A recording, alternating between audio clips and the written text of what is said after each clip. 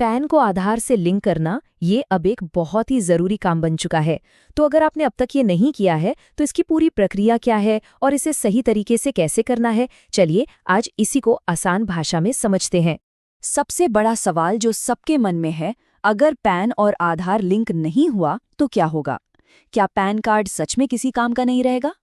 तो सुनिए, इसका सीधा सा जवाब है हाँ, और इसके जो नतीजे हैं वो काफ़ी सीरियस हो सकते हैं।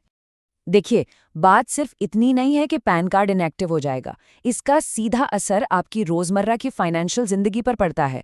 आपको कोई बड़ा ट्रांजैक्शन करना हो, नया बैंक अकाउंट खोलना हो, डीमैट अकाउंट खोलना हो या आईटीआर फाइल करना हो, सब कुछ हर जगह ये एक रुकावट बन जाएगा। तो चलिए प्रोसेस शुरू करते हैं। लेकिन कोई भी कदम उठाने से पहले सबसे पहला और सबसे समझदारी का काम है ये पता लगाना कि कहीं आपका पैन पहले से ही लिंक तो नहीं है। हो सकता है आपका काम बहुत पहले ही हो चुका हो और आपको ध्यान भी ना हो। इनकम टैक्स के ऑफिशियल पोर्टल पर ये चेक करना बहुत ही आसान है। आपको बस क्विक लिंक्स वाले सेक्शन में जाना है, वहाँ लिंक आधार स्टेटस पर क्लिक करना है और अपना पैन और आधार नंबर डाल देना है। बस आपको फौरन पता चल जाएगा। अच्छा, अब स्क्रीन पर ना दो तरह के मैसेज आ सकते हैं। अगर आपको लेफ्ट वाला मैसेज दिखता है your pan is already linked, तो बहुत बहुत बधाई, आपका काम यहीं पर खत्म हो गया।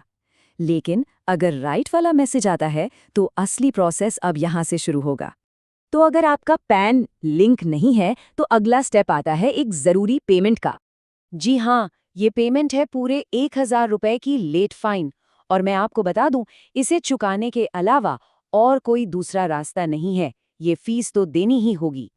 पेमेंट का प्रोसेस शुरू करने के लिए आपको ये स्टेप्स फॉलो करने हैं, लेकिन एक बात का खास ध्यान रखिएगा, इसके बाद जो स्क्रीन आएगी वो सबसे ज्यादा जरूरी है। अक्सर लोग गलती वहीं पर करते हैं। यहाँ पर बहुत बहुत ध्यान देना है। असेसमेंट ईयर में हमेशा सबसे लेटेस्ट वाला साल चुनें और टाइप ऑफ पेमेंट में आपको अदर रिसीट्स 500 ही सिलेक्ट करना है। ये दोनों डिटेल्स अगर गलत हो गई तो आपका पेमेंट गलत जगह जा सकता है। इस ऑप्शन को अच्छे से याद कर लीजिए, अदर रिसीट्स 500। ये सुनने में थोड़ा अजीब लग सकता है, पर पैन आधार लिंकिंग की लेट फीस भरने के लिए यही सही ऑप्शन है। जैसे ही आपका पेमेंट पूरा हो जाए, एक चालान रसीद जनरेट होगी, उसे डाउनलोड करके सेव करना बिल्कुल मत भूलिएगा। ये आपके पेमेंट का पक्का सबूत है।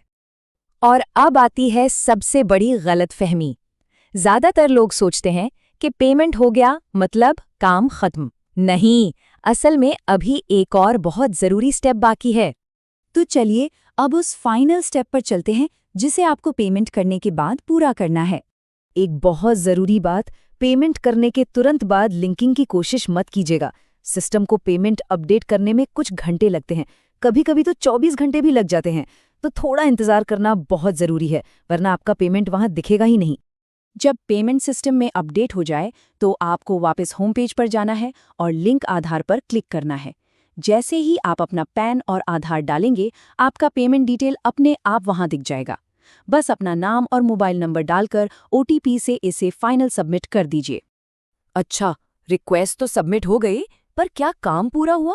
नहीं, अभी एक आखिरी चीज बाकी है और वो है कंफर्मेशन, यानी तसल्ली करना कि सब ठीक से हो गया है।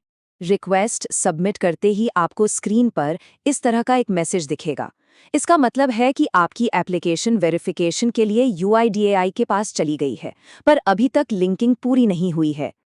अब बस आधे घंटे का और इंतजार करना है। इसके बाद हम फाइनल स्टेटस चेक करेंगे ताकि पूरी तरह से तसल्ली हो जाए कि सब कुछ सही तरीके से हो गया है।